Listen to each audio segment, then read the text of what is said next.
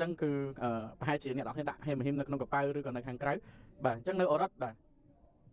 គឺកំពុងតែមានថ្នាក់ដឹកនាំដែលមកពីបរទេសគាត់ញ៉ាំទាំងអស់គ្នាផងដែរហើយយើងទៅមើលនៅសូអ៊ូលបាទហេម៉ូថែមបាទល្អខ្លាំងមែនទែនអ្នកនរគ្នាបាទអញ្ចឹងមិនថាជាសុខភាពខាងក្នុងខ្លួនក៏ដូចជាស្បែកនោះទេវានឹងល្អប្រសើរ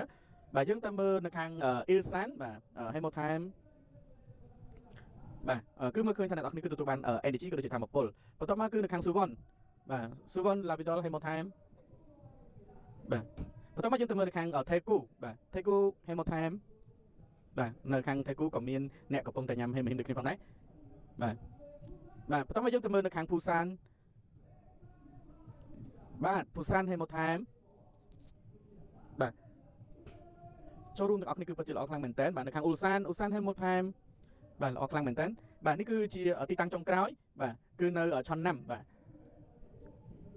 គឺគាត់កំពុងតែអង្រួនហេមហ៊ីមហើយក៏កំពុងតែញ៉ាំហេមហ៊ីមផងដែរបាទអញ្ចឹងគឺជាប្រសិទ្ធភាពនៃការធ្វើឲ្យប្រព័ន្ធភាពស៊ាំរបស់យើងដែលមិនដំណើរការនិងដំណើរការហើយនឹងមានសុខភាពល្អផងដែរ